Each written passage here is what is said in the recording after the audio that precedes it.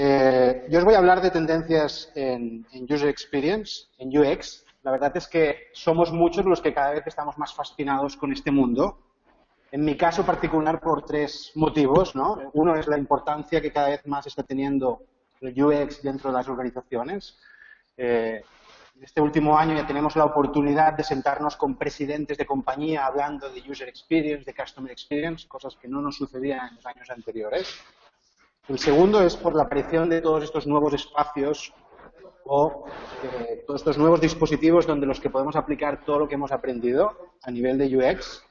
Y después también la misma evolución que está teniendo esta disciplina, ¿no?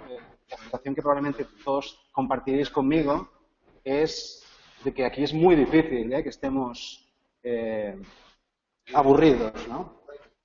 Paulo, no sé si te puedo pedir que te pongas en mute, por favor. Disculpar, porque escucho un ruido de fondo. ¿Sí, Paulo? En relación a promociones, esa ya están mostrando tus promociones. No generar promociones. Disculpadme un segundo,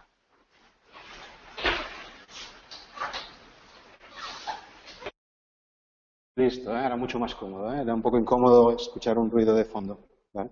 Entonces, al final, en cualquier caso, esta mayor importancia, la aparición de estos nuevos dispositivos o esta continua evolución, de alguna manera yo creo que a todos nos está llevando como al límite de nuestras capacidades. A mí el primero, ¿no? Y de alguna manera el pararse un minuto, que es lo que os propongo hacer, ¿no? Intentar pensar y discernir sobre realmente qué está sucediendo, ¿no? Qué es tendencia, qué no, qué es moda, qué realmente ya es un estándar, es lo que os propongo hacer en esta primera intervención. Un poco de lo que me gustaría hablaros, si lo estáis viendo en la pantalla, es de 7 cosas que os propongo que no discutamos más y que las dejemos, si os parece, como un estándar. 7 cosas que se vienen o que sobre todo 2016 se van a consolidar, o que al menos yo creo que se vienen. Y después lo que os propongo también es que empujemos toda una serie de aspectos que yo creo en el que venimos rezagados y que todos deberíamos contribuir este próximo año en darle un empujoncito final, ¿no? Dejadme por eso presentarme. No sé si todos me conocéis. Yo llevo, la verdad es que ya muchos años, será que el tiempo pasa en balde, 20 años en el mundo digital, 15 dirigiendo Multiplica, 10 en el continente americano, 3 en México. Y además en estos últimos tiempos he tenido la oportunidad de participar, de fundar o cofundar otras empresas que están como de alguna manera dándole forma al grupo, empresas como Metriplica, como Uncommon o como Contento, ¿no? Si tenéis interés un poco en mi perfil, aquí os dejo mis datos de LinkedIn o mi cuenta de Twitter, ¿no? Entonces, sin más, os propongo que empecemos con algunas cosas que siento que deberíamos dar por claramente consolidadas y que os propongo que no discutamos más. Si queréis lo podemos discutir, pero yo os propongo que no lo hagamos más, ¿no? Y la primera, quizá para despertaros o para provocar algo de debate, es la de que el Mobile First, os invito a que lo dejemos atrás.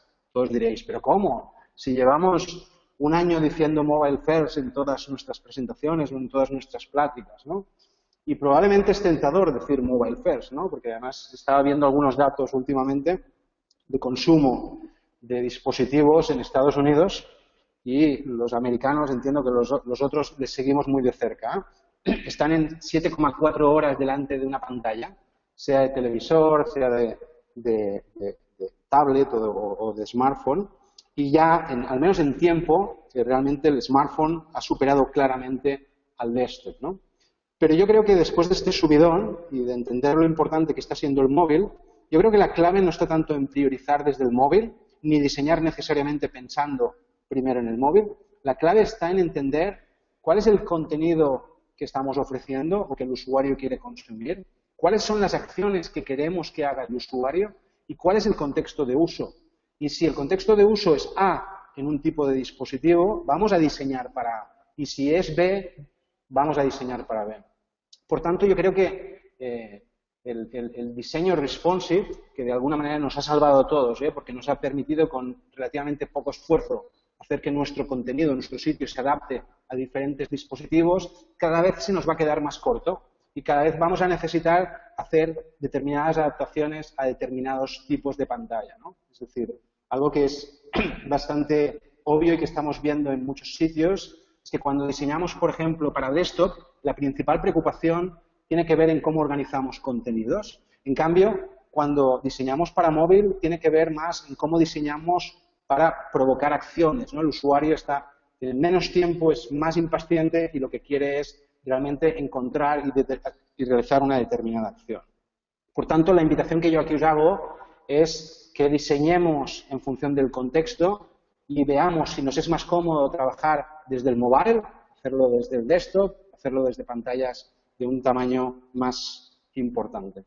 Un segundo aspecto que viene claramente, pues, la influencia que está teniendo realmente el mobile en toda nuestra disciplina, es lo de scrollear primero y clicar después, ¿no? Algo que hemos ido viendo y que estamos viendo es que cada vez más los sites están perdiendo el miedo a tener largos scrolls y vemos cómo diseñan páginas que nos acompañan y nos ayudan a profundizar y descubrir aquellos contenidos que más nos interesan. La frase "the scrolling is a continuation, clicking is a decision", yo creo que resume muy bien, ¿no? Que en muchos casos el scrollear de alguna manera es una mejor invitación a consumir el contenido que no el de ir clicando por diferentes partes del sitio. Lo que sí que es muy importante es que el lujo que no nos podemos permitir es que el usuario perciba que no hay nada debajo del fold, perciba que no hay scroll. Pero tenerle miedo al scroll realmente es algo que ya ha quedado, al menos por ahora, fuera de lugar. Aún recuerdo el momento, y probablemente lo recordaréis vosotros, cuando diseñábamos sitios en el que el objetivo era que no hubiera nada de fold, que no hubiera scroll, que el usuario todo lo pudiera encontrar. Claramente, esta es una tendencia desfasada y cada vez buscamos sitios más limpios y más generosos en sus espacios. Producto de ello hay un tercer punto que es bien importante, que es el de cada vez más diseñamos poniendo menos enlaces, poniendo más botones, es decir, cada vez más vemos sites con menos donde clicar y vemos menos enlaces o menos links, pero más botones más generosos o zonas clicables mucho más grandes, ¿no? A medida que hacemos sites, obviamente con mayor scroll, nos estamos obligando a hacer menús que sean mucho más intuitivos, mucho más accesibles, mucho más visibles. Empezamos a trabajar con estos menús estáticos que empiezan o que aparecen en el momento en que hacemos scroll. En el mundo móvil, que se está arrastrando a nivel desktop, hay como la gran discusión sobre si la hamburguesa o no la hamburguesa. Aquí vemos el ejemplo de YouTube, en el que de alguna manera entienden que la hamburguesa como recurso se les queda corto y en el rediseño que hicieron este año incluyen toda una serie de acciones. En determinados casos es más que recomendable intentar huir de la hamburguesa y visualizar aquellas acciones que son más importantes, pero para el resto de mortales yo creo que la hamburguesa, a medida que se vaya popularizando, quizá el problema que todavía está teniendo es que hay mucha gente que todavía no lo ubica y no lo asocia a que hay un menú detrás, pero a medida que se vaya popularizando, y se va a popularizar, claramente yo creo que es un recurso que se va a convertir en un estándar de facto. Hay un cuarto aspecto, bien obvio, pero que tiene un matiz que quiero como reforzar, ¿no? Que es el de la simplicidad, no tan solo de usar, sino el de la simplicidad sobre todo de entender. Algo que hemos ido aprendiendo en los últimos años es que menos es más. Es muy fácil ver si un sitio ha sido rediseñado recientemente, porque ves que realmente ha hecho un esfuerzo de simplificación extraordinario, ¿no? Antes queríamos, y esto lo estamos viendo en empresas complejas de telcos, de banca, de seguros, que quieren como lanzarse sobre sus homes y quieren que aparezcan centenares de elementos. Algo que hemos ido como aprendiendo es el esfuerzo claramente de simplificación, no solo en la experiencia, sino en la comunicación. A mí un sitio que me fascina es el de Simple Bank, que es un banco norteamericano, comprado hace creo un par de años por BBVA, en el que de alguna manera casi parece el site de un software, no de un banco, ¿no? Y que de alguna manera utiliza el recurso, en este caso, de un copy exquisito, no fees, no worries, the way banking should be, un vídeo como recursos para explicar realmente cuál es la propuesta de valor, ¿no? Hay un libro relacionado con el tema de la simplicidad, que si no lo habéis leído os lo aconsejo, es el libro de John Maeda, se llama Las leyes de la simplicidad, que recupera una frase que realmente yo aplico a la hora de trabajar en proyectos de rediseño, que es que cuando dudas, lo quitas. Primero lo quitas y después, si quieres, volvemos a discutir de si vale la pena recuperarlo, ¿no? Por tanto, este ejercicio de simplificación realmente es un estándar también que se ha consolidado desde 2015, al menos en los rediseños que hemos ido viendo aparecer, ¿no? Hay un quinto aspecto también que me parece bien interesante apuntar. Si bien es cierto que la experiencia de usuario nació de la arquitectura de la información, el diseño visual o el prototipado, de alguna manera, cada vez más para comprender cómo se desenvuelve una experiencia, pues cada vez es mucho más importante pensar en términos de interacción, de diseño de interacción y de layout.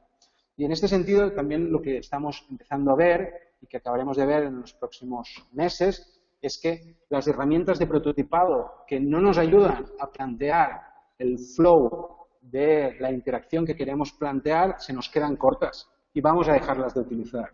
Y iremos a herramientas que de alguna manera lo que nos permiten es recrear de la manera más sencilla posible cuál es toda la experiencia a lo largo de todo el sitio. No sé si conocéis esta iniciativa de Adobe que se llama Project Comet. Es una herramienta en la que está trabajando Adobe como para darnos esta capa de interacción que hasta ahora pues, no teníamos, ¿no? Algo que también vemos, y ahí nos vamos a un sexto punto, es claramente la consolidación de este Internet más limpio, más visual, ¿no?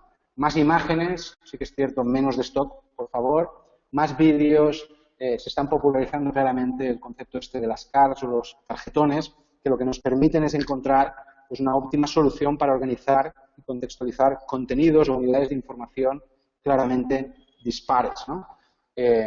Por tanto, iremos viendo más iniciativas, como podéis ver, como en el caso de Mate o como en otros ejemplos, Tinder, etcétera, que utilizan recursos claramente mucho más visuales y que permiten un nivel de consumo mucho más agradecido y mucho más adaptable a los diferentes dispositivos. Un séptimo estándar es el de entender cómo el UX puede ayudar en determinados proyectos a contar una historia, ¿no? Aquí veis un sitio que es el de Vajilla, son estos bolsos así bien sofisticados que utilizan lo que se llama parallax como recurso para poder realmente buscar la mejor de las visualizaciones del producto, ¿no? Esto lo estamos viendo en actores, por ejemplo, del sector automovilístico que utilizan el scroll como recurso para mostrar realmente pues, el atractivo de sus coches. Veamos si os parece, más allá de estas líneas más consolidadas, algunas que desde mi punto de vista se van a consolidar en el 2016. Y la primera tiene que ver con el papel que va a jugar el móvil. El móvil hasta ahora hemos estado trabajando en experiencias que entienden al móvil como un canal digital bastante independiente. Yo creo que la riqueza del móvil va a estar cuando consiga hacer de puente entre el mundo online y el mundo offline. Y cuando podamos utilizar el móvil como un recurso realmente para mejorar significativamente la experiencia de compra en su totalidad, ¿no? Claramente veremos cómo el móvil crecerá en funcionalidad y en inteligencia para contextualizar la experiencia en función del contexto, ¿no? No sé si conocéis la iniciativa de Hunter, es un proyecto piloto que se hizo en Nueva York, en el que yo, por ejemplo, tengo muchos problemas a la hora de comprarme jeans o pantalones y me paso el día cargando jeans arriba y abajo. Hunter mejora la experiencia de compra porque a través de su aplicación móvil yo simplemente lo que tengo que ir haciendo es escaneando aquellos jeans que están bien colgaditos y que pienso que me pueden quedar bien, decidir en qué talla y irme al mostrador, escanear mi app en el Fitting Rooms y allí se me depositan aquellos jeans que realmente yo he preseleccionado para ver realmente si me acomodan, ¿no? Iremos viendo cada vez más funcionalidad que va en mejorar la experiencia de compra, ¿eh? Target hace relativamente poco ha rediseñado su app intentando entender que es muy distinto el contexto de uso de un usuario que está a 2 kilómetros de un Target, está felizmente en su casa considerando comprar o no comprar en Target, que si lo está en el mismo establecimiento. Y cuando está en el mismo establecimiento, las funcionalidades que priorizan tienen mucho más que ver con localización de producto, con escaneo del producto para ver información adicional, incluso para solicitud o para compra en línea de producto que está fuera de stock. Con lo cual, el móvil cada vez más jugará como una pieza mucho más importante en esa experiencia, como mucho más integral. Una segunda tendencia que iremos viendo consolidar en este 2016 es todo lo que tiene que ver con las microinteracciones. Es decir, aquí la idea es que recogemos algo tan propio del mundo de las apps, como son estos pequeños efectos que nos permiten sentir una experiencia como mucho más cercana, mucho más humana, mucho más sorprendente. Y este 2016 iremos viendo cómo invade el mundo web. Irán apareciendo componentes o pequeños microelementos que incorporaremos a nuestra experiencia para conseguir pues, un nivel de empatía con nuestros usuarios, un nivel de engagement sensiblemente superior. Una tercera tendencia es todo el esfuerzo que está haciendo Google por sacar la lógica del material design de Android y aplicarla al mundo web. Nosotros tenemos la suerte de tener con nosotros a Verónica Trainor, que ha sido como invitada por Google en empujar este tipo de disciplinas y que de alguna manera, pues espero que en su charla más tarde pues, pueda compartir algunas de las cosas que ha podido aprender. La verdad es que el material design como aproximación, como lenguaje visual, aporta cosas bien interesantes y que todos deberíamos ser capaces de al menos conocer para ver si podemos incorporar a nuestros sitios y aplicaciones. Está trabajado en base a todo un trabajo que viene haciendo Google de investigación bien importante. Y yo creo que claramente los beneficios es que busca sitios mucho más limpios, mucho más focalizados en el contenido, que claramente se adaptan al dispositivo, que llevan claramente al usuario a la acción y de alguna manera se apoyan con toda una serie de recursos y componentes, como decía, previamente ya validados y que además hacen uso de superficies sombras y de motion, con lo cual el tipo de experiencia, como podéis ver, se ve claramente gratificado. Otra de las cosas que veremos, y es un cuarto punto, es el de no conformarnos en hacer sitios planos, con una experiencia de uso absolutamente exquisita, pero que de alguna manera reproduce el mismo sitio para todos los usuarios. Iremos viendo cómo el gran esfuerzo en este 2016 está en incorporar inteligencia y personalización, y en este sentido tenemos suerte, porque cada vez más disponemos de CMS, disponemos de plataformas de e-commerce que nos permiten incorporar reglas de negocio y reglas de customización y de personalización. Hay una infinidad de aspectos que podéis realmente utilizar a la hora de plantear esa capa de personalización. Podemos estar hablando desde incorporar el tipo de dispositivo del usuario, su localización, el segmento al que pertenece el usuario, el patrón de comportamiento, el origen del usuario, diferentes aspectos que de alguna manera influyen en tener esa experiencia personalizada, ¿no? En ese sentido, los que utilizáis Waze habitualmente, pues claramente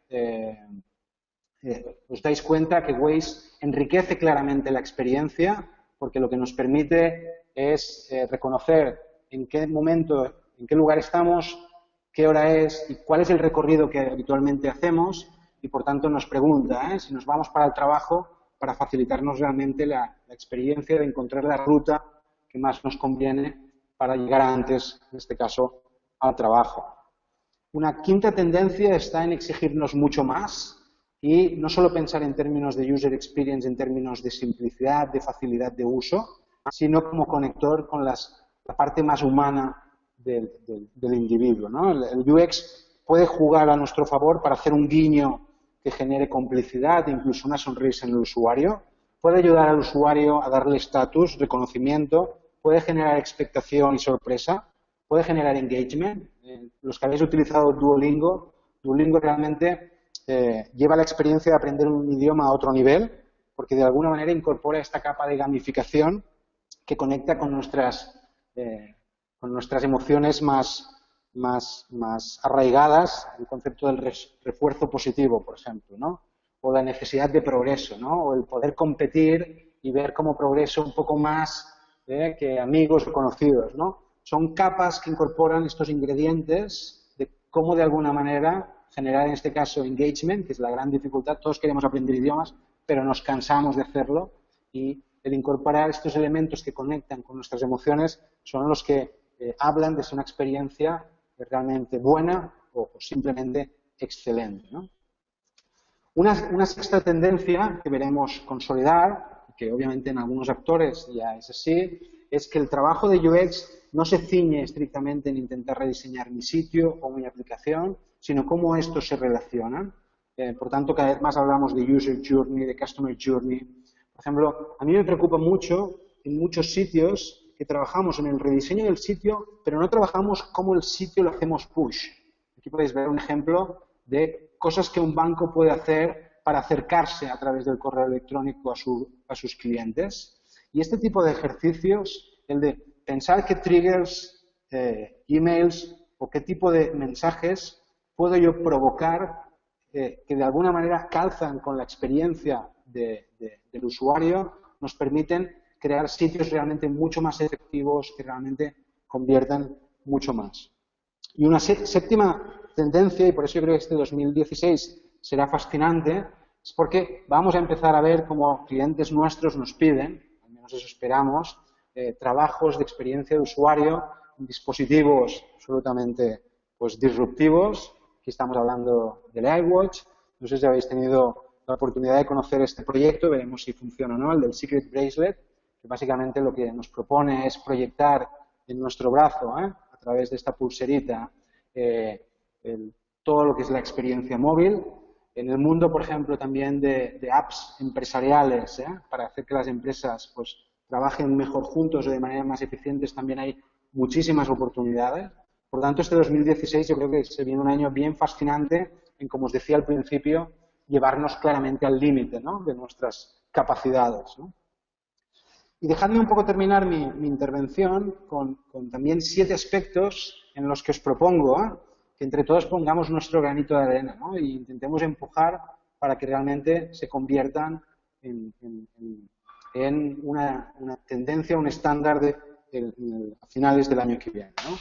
Y la primera tiene que ver con trabajar más con metodologías ágiles, incorporar el mundo del Lean Startup al mundo del UX. Venimos hablando de ello y venimos trabajando en ello, pero todavía nos es bien complicado hacerle entender principalmente a nuestros clientes que esto de estar conceptualizando y diseñando un sitio durante 3 o 4 meses y pasarse después 6, 7, 8 meses desarrollándolo, cada vez tiene menos sentido.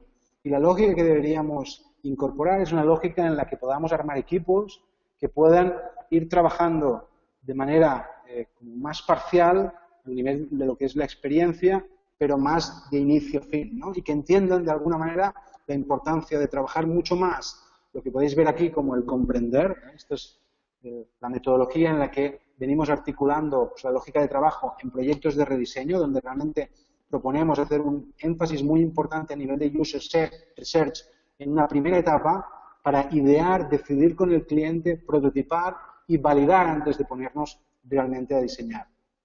Por tanto, 2016, más UX de guerrilla, más usuario, más feedback, más iteración, es decir, menos preocupado por los PPTs, menos preocupados por los wireframes de alta fidelidad y mucho más preocupados por realmente iterar lo que estamos proponiendo, ¿no? Iremos utilizando de alguna manera esquemas de trabajo mucho más pensados en sprints que lo que buscan es prototipar inicialmente, testear con usuarios en un estadio como muy elemental, muy básico, para irnos realmente a definiciones de mayor fidelidad que puedan tener últimas iteraciones y últimos ajustes antes de pasar a aquellos módulos o elementos a nivel de producción.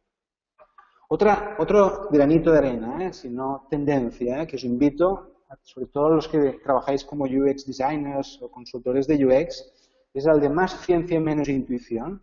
Un poco la sensación que yo tengo es de que todos sabemos demasiado o creemos saber demasiado y cada vez más nos cuesta más pensar en ese usuario novel y por tanto es tan importante que realmente fundamentemos todas nuestras hipótesis, todas nuestras reflexiones en datos. Es absolutamente imprescindible que cualquier consultor de UX le pierda el miedo a Google Analytics y sepa ir a donde tiene que ir para encontrar el dato que tiene que encontrar. Hay herramientas tipo ClickTail o Mouseflow que de alguna manera nos pueden ayudar a entender mucho mejor a ese usuario. De alguna manera, el gran ejercicio que nos viene es al de complementar ese consultor UX o ese UX designer con capacidades que hasta ahora, no, esto es de los métricos, esto que vengan los de métricos y que lo miren. No, o sea, trabajar y diseñar sin datos realmente nos puede llevar a hacer hipótesis equivocadas. Y en este sentido, una tercera línea en la que también pues, os invitamos a trabajar mucho más es la de entrar en una dinámica mucho más de mejora continua. Es decir, sentimos que de alguna manera el testear y el probar determinados elementos en determinados pasos son los que marcan la diferencia entre el conseguir más o menos resultados. Un poco la idea esta, ¿no?, de rediseñar nuestros sitios cada 2 o 3 años nos parece algo que cada vez va a ser más caduco, y un poco la invitación es a entrar mucho más en esta mejora continua. ¿Sí? Entonces, un poco aquí la idea es un poco el marcarnos objetivos de mejora en algunos de los pasos de nuestro funnel, en algunos de los KPIs de nuestro sitio, e ir introduciendo pequeñas mejoras que vayamos pues viendo cómo nos llegan a esa consecución de objetivos, ¿no? Un poco la idea es esta, ¿no? Es el paradigma este de rediseño mi sitio, lo lanzo y me olvido. Realmente sentimos que es caduco y que la dinámica es una dinámica mucho más de ir hilvanando e ir introduciendo mejoras continuas, donde herramientas como Optimizely, Monetate o Conversion Website Optimizer realmente son herramientas que nos tienen que ayudar a introducir y a entrar en esta lógica mucho más de más ciencia y menos intuición. Hay un cuarto punto que también me parece como bien importante, que tiene que ver en el conseguir que el equipo de UX saque ese comercial y ese vendedor que espero que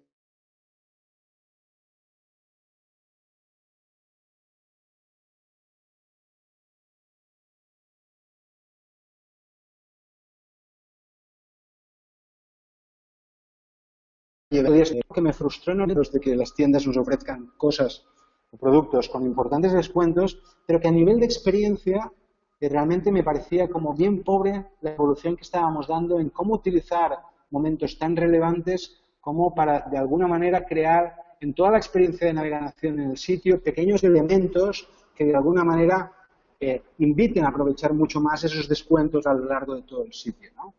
Y por tanto aquí la invitación que yo os hago es la de sacar ese vendedor que lleváis dentro. Os puedo asegurar, he tenido la oportunidad en todos estos años de trabajar con mucha gente de UX y hay diseñadores de UX que son fascinantes para, por ejemplo, rediseñar un periódico en línea, rediseñar un intranet, rediseñar una herramienta, una tool, pero cuando estamos hablando de vender, de convertir, el hecho de que no consigan empatizar con el usuario e intenten entender cuál es su punto de partida, el hecho de que no, de alguna manera, sepan trabajar mensajes, quizá no a nivel último nivel de copy, realmente lleva a tipos de experiencias que en términos de conversión y de persuabilidad realmente son pobres o realmente muy mejorables, ¿no? Y por tanto aquí la invitación que os hago es un poco a intentar trabajar mucho más aspectos que tienen que ver en cómo desde la experiencia consigo crear sensación de urgencia, saber cuándo y cuál es la mejor manera de presentar nuestros precios, cuál es la mejor manera de estructurar o reestructurar cómo presentamos nuestras promociones o precios, cómo de alguna manera incentivamos la recomendación. Es decir, intentando trabajar en UX mucho más persuasivos. Nosotros hace algunos años nos inventamos esta palabreja, la de persuabilidad, con mayor o menor éxito. Yo me la creo porque realmente la usabilidad o la experiencia de uso describe y hace muy bien la facilidad de uso de un dispositivo o de un sitio, pero creo que se queda muy corta a la hora de llevar al usuario a la acción, de ponerle miedo, de realmente crearle ese momento o esa oportunidad. Y por tanto, el que integremos esa capacidad como diseñadores de UX me parece absolutamente imprescindible.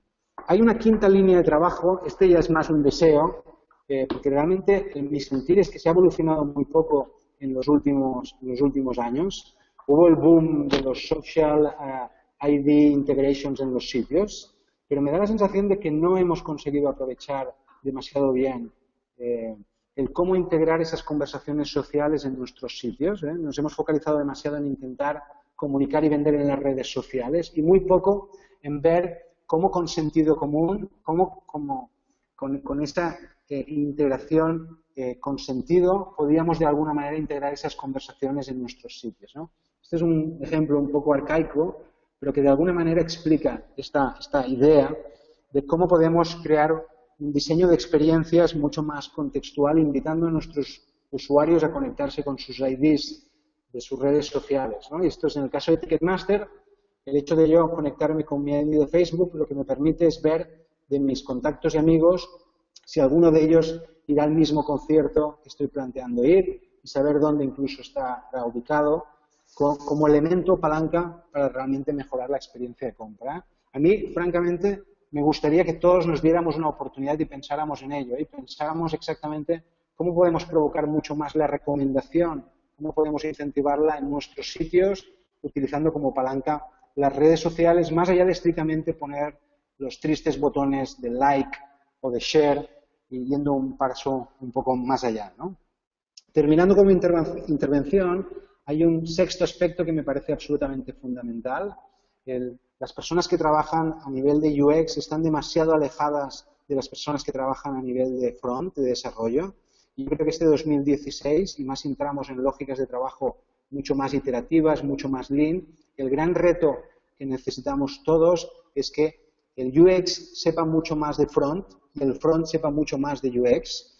De nada sirve crear experiencias memorables si no tenemos presencias rápidas de descargar. Hay miles de estudios que hablan que por cada segundo de recarga adicional de nuestros sitios podemos perder hasta un 11% de nuestras visitas, hasta un 7% de nuestras ventas. Por tanto, el diseñador estrella que hace diseños o prototipos espectaculares, pero que no conoce realmente sobre qué plataformas se tienen que desarrollar, sobre qué componente realmente puede aprovechar para hacer mucho más eficiente la implementación o el desarrollo o incluso su despliegue, pues realmente es una de las asignaturas que siento todavía pendientes. Nos encontramos en muchos proyectos que ha habido un gran trabajo de conceptualización y diseño, pero que en el desarrollo se pierde por culpa principalmente que el equipo que ha trabajado en el UX no ha sido capaz de entender cuáles son los limitantes a nivel de desarrollo y de implementación. Y un último deseo, este quizá es un deseo más que podamos contribuir todos, es el de intentar entender cuáles son las carencias actuales que tiene el UX. Por ejemplo, una carencia que no está bien resuelta en mobile es todo lo que tiene que ver con input data, en cómo introducir datos desde el móvil, y eso explica que las tasas de conversión en móviles sean realmente tan bajas. Necesitamos incorporar tecnologías, y empiezan a haber algunas de ellas, que lo que nos permitan es facilitar mucho más claramente esa introducción de datos. No sé si conocéis MicroBlink. Básicamente es un componente que podemos integrar en nuestros sitios que lo que nos permite es utilizar las cámaras de los celulares como si fueran un escáner y, por tanto, escanear cualquier tipo de, veis aquí, código de barra, pasaporte, documento, y de alguna manera facilitar esa introducción de data. Me da la sensación que también algo necesitamos a nivel de checkout móvil. Empiezan a haber algunas cositas, pero todavía es muy débiles. Yo estoy con mi móvil, quiero comprar algo. Mi móvil debería poder tener toda la información de tarjetas de pago y, por tanto, debería ser relativamente sencillo recuperarlas sin tener que introducir todos mis datos y simplemente con algún pin de seguridad pues poder validar que realmente soy yo quien está introduciendo esos datos y quiero confirmar esa compra. En definitiva, y un poco para terminar, el sentir es de que en este 2015 han sucedido muchas cosas y el sentir es que los que estamos en el mundo del UX, pues os vamos a seguir de buena suerte en el 2016 porque esto no termina, la sensación es que acaba de empezar. Así que mil gracias a todos por vuestra atención. Entiendo que tenemos algún tipo de minuto todavía, por si queréis comentar alguna cosa o hacer algún tipo de pregunta, y un placer y a vuestra disposición.